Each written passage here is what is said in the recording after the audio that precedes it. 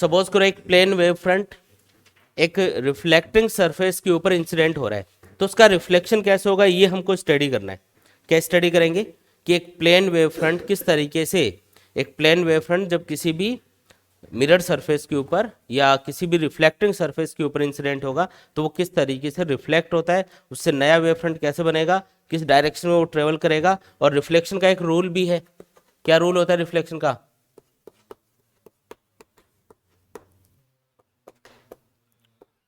Angle of incidence और angle of reflection हमेशा equal होते हैं। तो ये जो रूल है ये भी हम यहाँ पे प्रूव करेंगे, इसका प्रूफ है यहाँ पे।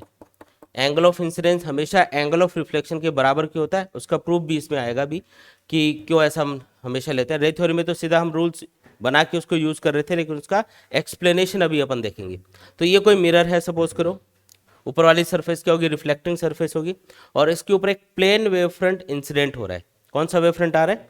प्लेन। अब प्लेन वेव फ्रंट की शेप आप जानते हो एकदम प्लेन जैसा होगा, लेकिन सामने से देखोगे तो आपको एक लाइन जैसा दिखेगा वो।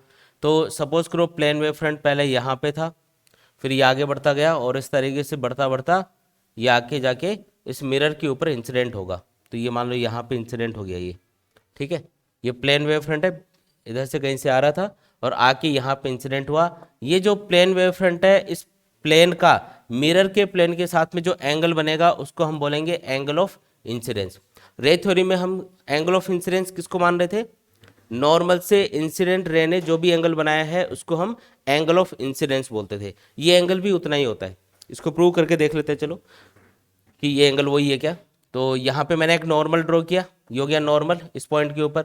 यहाँ पे मैंने एक रे ऑफ लाइट ड्रॉ करी, रे ऑफ लाइट हमेशा वेव फ्रंट के परपेंडिकुलर होती है। तो ये जो वेव फ्रंट है इसका जो प्लेन है इसके परपेंडिकुलर मैंने एक लाइन ड्रॉ करी है यहाँ पे। आया समझ में? तो ये कुछ रे ऑफ लाइट है, ये फर्स्ट रे है सपोज करो, ये सेकंड रे है, और ऐसे बीच में भी और बहुत सारी रेज होंगी। ये हो गई रे ऑफ लाइट। हमने बोला कि ये वाला एंगल एंगल ऑफ इंसिडेंस है, जबकि होना ये चाहिए रे थ्योरी में, रे थ्योरी के अकॉर्डिंग कि ये वाला एंगल एंगल ऑफ इंसिडेंस होगा। तो ये और ये एंगल सेम ही होते हैं, चेक कर लेते हैं।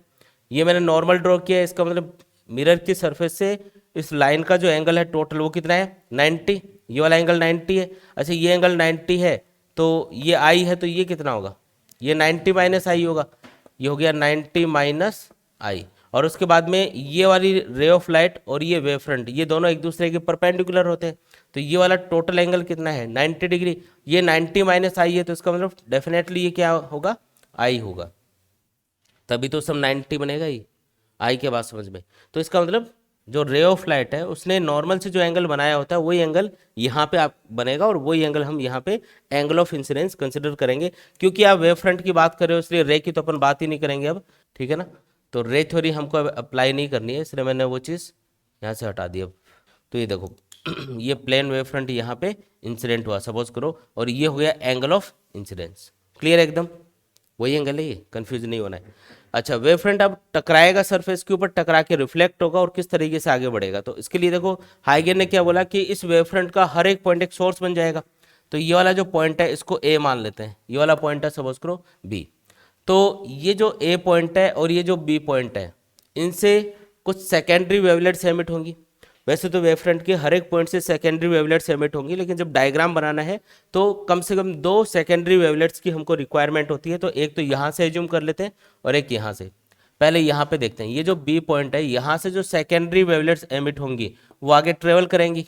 कौन से मीडियम में जा रही है? एयर के अंदर। ये ऊपर एयर है, ठीक है, कोई मीडियम हमने कंसिडर नहीं किया है। और इस तरीके से आगे बढ़ते बढ़ते वो मिरर की सरफेस के ऊपर इंसिडेंट होंगी। इनको पहुंचने में सपोज करो कुछ टी टाइम लगा, तो जो बी से चलने वाली सेकेंडरी वेवलेट्स हैं ये टी टाइम के अंदर यहाँ पे सरफेस के ऊपर इंसिडेंट हो गई। कितना टाइम लगा इनको? टी टाइम लगा। तो ये वाला जो यहाँ से यहाँ तक पहुँचने का जो टाइम होगा ये मैंने मान लिया टी। तो ये डिस्टेंस कितनी होगी? तो वेलोसिटी इनटू टाइम क्या होता है? डिस्टेंस। ये बी पॉइंट पहले यहाँ पे था और ये आगे बढ़ता बढ़ता यहाँ पे पहुँच गया। तो यहाँ तक पहुँचने में, मतलब इसको बी डैश बोल देते हैं, यहाँ तक पहुँचने में जो टाइम लगा अगर वो टी है तो ये डिस्टेंस कितनी होगी? तो मैं लिख सकता हूँ बी बी डैश जो डिस्टेंस है वो velocity of light into time के बराबर होगी। भाई डिस्टेंस इक्वल्स टू क्या होता है? Velocity into time. वेलोसिटी क्या है? सी, स्पीड ऑफ लाइट के बराबर। और टाइम कितना लगा? टी लगा। हाँ, तो जो बी पॉइंट से चलने वाली जो सेकेंडरी वेवलेट्स है, ध्यान दो इधर, जो बी से चलने वाली सेकेंडरी वेवलेट्स हैं, जब वो बी डैश के ऊपर पहुंचेंगी तो इनको टाइम कितना लगा, इनको टाइम लगा टी, और इन्होंने जो डिस्टेंस ट्रेवल करी है उसको आप क्या लिख सकते हो, velocity of light into time. Velocity into time क्या होता है, डिस्टेंस। ये आ गया अपने पास में सी इनटू टी, ठीक है। अब इसी तरीके से ए से चलने वाली सेकेंडरी वेवलेट्स भी आगे ट्रेवल करेंगी, कौन सी डायरेक्शन में इनको ट्रेवल करना है, तो ये कौन सी सरफेस है, रिफ्लेक्टिंग सरफेस है। ये क्या है भाई, यहाँ पे मिरर आ गया ना यहाँ पे, तो मिरर से जब एक तरह से कोई भी वेव फ्रंट टकराता है, या कोई भी, जैसे मान लो एक एग्जांपल ले लो, चलो ये यहाँ पे सोर्स है, तो यहाँ से वेव फ्रंट ऐसा गया ऐसा गया ऐसा गया और यहाँ पे जाके टकराया, टकराने के बाद में क्या होगा, ये उल्टा आएगा, फिर ऐसे रिफ्लेक्ट हो रहा है, ठीक है। तो यहाँ पे भी वही एक्टिविटी होगी।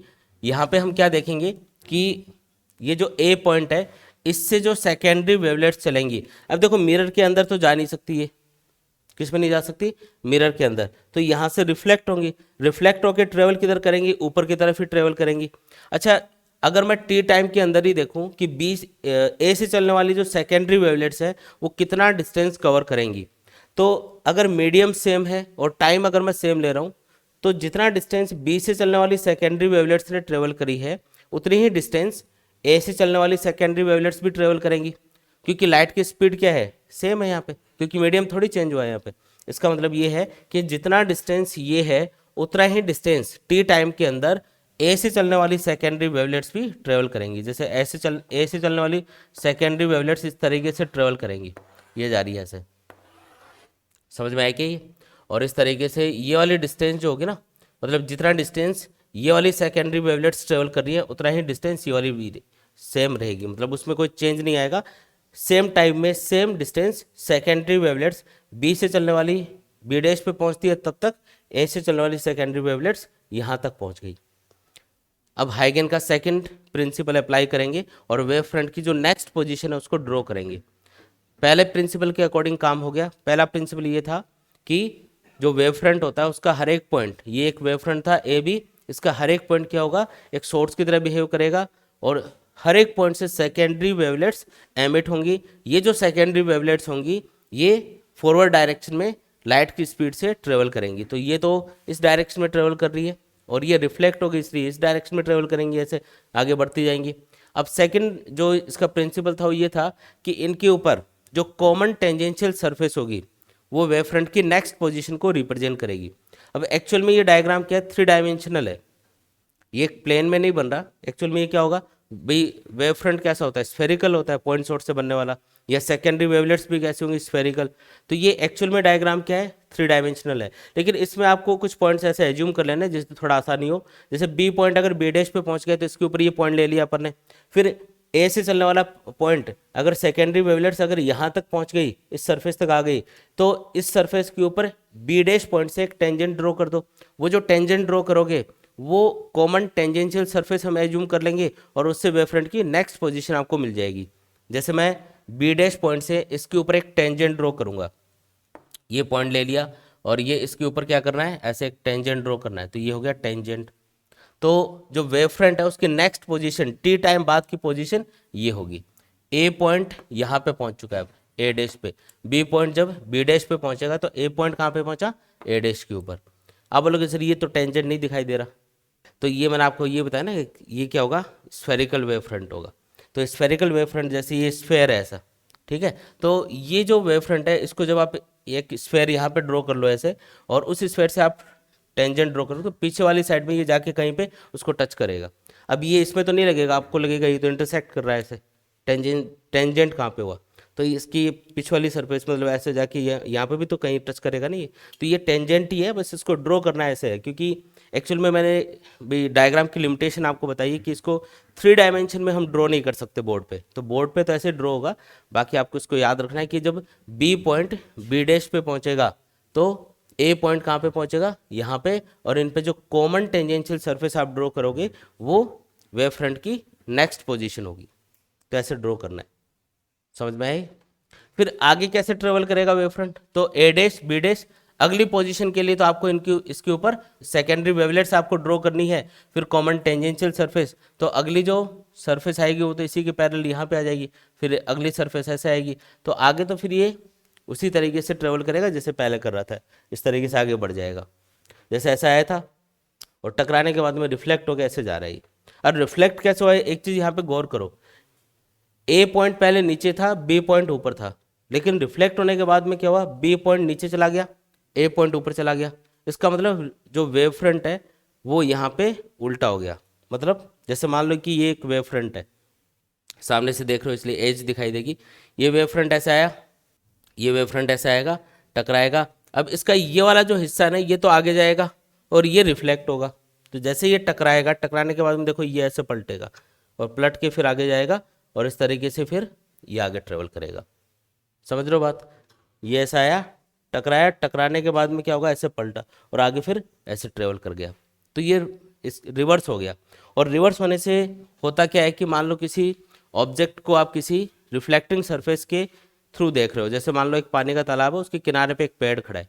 तो जब आप पानी के अंदर उसका रिफ्लेक्शन देखते हो तो रिफ्लेक्शन कैसा दिखता है, सीधा या उल्टा? उल्टा क्यों दिखता है? क्योंकि जो वेव फ्रंट आता है अपनी तरफ, ऐसे ये पेड़ है मान लो, तो वो वेव फ्रंट आएगा, सरफेस पे टकराएगा, टकरा के पलट के आएगा, उल्टा होके आएगा। तो उसकी जो इमेज बनेगी वो कैसे बनेगी, इन्वर्टेड बनेगी। अगर वो ऐसा कैसा था, ऐसा आया, टकराया, टकरा के ऐसा कैसा वापस आ गया, तब सीधी इमेज बन जाती। जैसा ऑब्जेक्ट है वैसी इमेज आपको पानी के अंदर उसकी दिखाई देती। उल्टा क्यों हुआ? क्योंकि वेव फ्रंट रिवर्स हो गया। बात समझ में आ रही है? अब मेन काम पे आते हैं, जो हमको प्रूव करना है कि ये जो रिफ्लेक्टेड वेव फ्रंट है, इसका मिरर की सरफेस के साथ में जो एंगल बनेगा, यानी कि एंगल ऑफ रिफ्लेक्शन आर, ये एंगल ऑफ इंसिडेंस आई के बराबर होगा। ये हमको प्रूव करना है। तो प्रूव कैसे करेंगे? अब हमको ये तो पता ही है कि ये जो ए डैश डिस्टेंस है, ये किसके बराबर है, ये बी डैश डिस्टेंस के बराबर है। क्योंकि टी टाइम बाद में हमने ऑब्जर्व किया तो ए पॉइंट यहाँ पे पहुँच गया था, तो टी टाइम में ये जो डिस्टेंस ट्रेवल हुई, आगे भी बढ़ा देता हूँ इसको, ये रे ऑफ लाइट बन जाएगी आगे, इसके ऊपर भी रे ऑफ लाइट ड्रॉ कर देंगे। तो ये फर्स्ट रे है, ये ऐसे जाके इधर चली जाएगी, और सेकेंड रो ये रे ये है जो यहाँ पे जाएगी। तो ए डैश डिस्टेंस, ये ए डैश डिस्टेंस ये किसके बराबर है, सी इंटू टी के बराबर ही है। क्योंकि लाइट की स्पीड सेम रहेगी और टी टाइम बाद में आप चेक करोगे तो टी टाइम में ए से चलने वाली सेकेंडरी वेवलेट्स सी इंटू टी डिस्टेंस ट्रेवल करते हुए ए डैश पे पहुंचेंगी। तो B dash C into T है और ए डैश भी सी इंटू टी के बराबर है। दोनों डिस्टेंस क्या है, बराबर।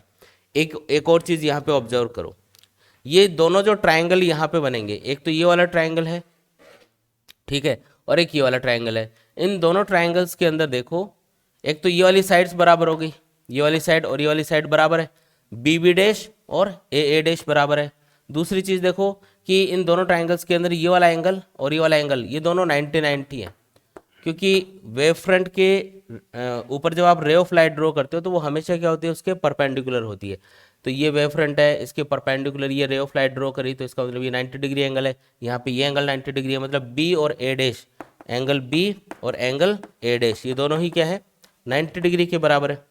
और एक चीज़ और नोटिस करो कि इन दोनों ट्राइंगल्स में ये वाली साइड ए बी डैश जो कि हाइपोटेनियस है, इन दोनों ट्राइंगल्स का ये कॉमन है दोनों में, है ना। इस वाले ट्राइंगल का भी हाइपोटेनियस यही होगा और इस दूसरे वाले ट्राइंगल का हाइपोटेनियस भी यही होगा। अब एक चीज़ सोच के बताओ कि अगर किसी भी ट्राइंगल में तीन चीज़ें सेम होती हैं, एक साइड दो एंगल या दो साइड एक एंगल या तीनों साइड्स, तो उनको क्या बोलते हैं अपन, उनको बोलते हैं कॉन्ग्रेंट। और कॉन्ग्रेंट ट्राइंगल्स में क्या होगा, हर एक चीज़ सेम होगी, मतलब साइड सेम है, एंगल सेम है, एग्जैक्टली कॉपी होंगे एक दूसरे के। इसका मतलब ये है कि ये दोनों ट्राइंगल्स कॉन्ग्रेंट है, प्रूव हो गया। क्योंकि देखो यहाँ पे अगर आप ध्यान से देखोगे तो ये वाली डिस्टेंस इस डिस्टेंस के बराबर है, ये एंगल ये इस एंगल के बराबर है, और ये वाली साइड दोनों में कॉमन। तो मतलब दो साइड्स और एक एंगल इन दोनों ट्राइंगल्स के अंदर सेम है, तो ये क्या हुआ, कॉन्ग्रेंट प्रूव हो गया। और कॉन्ग्रेंट ट्राइंगल्स में हर एक चीज़ सेम होती है, मतलब ये वाला एंगल जो बनेगा ये इस एंगल के बराबर होगा। ये वाला जो ट्राइंगल है ना, इसमें ये बड़े वाला एंगल है आई, और इस वाले ट्राइंगल में दूसरे वाले में ये बड़े वाला एंगल है आर, तो ये दोनों क्या होने चाहिए, बराबर। फिर इस ट्राइंगल के अंदर ये जो ट्राइंगल है, इसमें ये जो छोटे वाला एंगल है, ये जितना होगा उतना ही एंगल इस दूसरे वाले ट्राइंगल में ये छोटे वाला एंगल होगा। तो ये इनसे तो अपन को मतलब नहीं है, हमको तो आई और आर से मतलब था। तो आई और आर यहाँ पे क्या हो गए, इक्वल प्रूव हो गए, क्योंकि ये कॉन्ग्रेंट ट्राइंगल्स हैं और एंगल ऑफ इंसिडेंस और एंगल ऑफ रिफ्लेक्शन दोनों में क्या होना चाहिए, बराबर होना चाहिए। तो ये रिफ्लेक्शन का रूल है जो हम रे थ्योरी में यूज करते हैं डायरेक्टली, यहाँ पे उसका प्रूफ है ये। अब आप देख सकते हो कि डायग्राम कितना इजी बना है, इसलिए हम ये थ्योरी यूज़ नहीं करते। हम कौन सी थ्योरी यूज़ करते हैं रिफ्लेक्शन को समझाने के लिए? रे थ्योरी, कि रे आई ऐसे टकरा के रिफ्लेक्ट होके चली गई बस।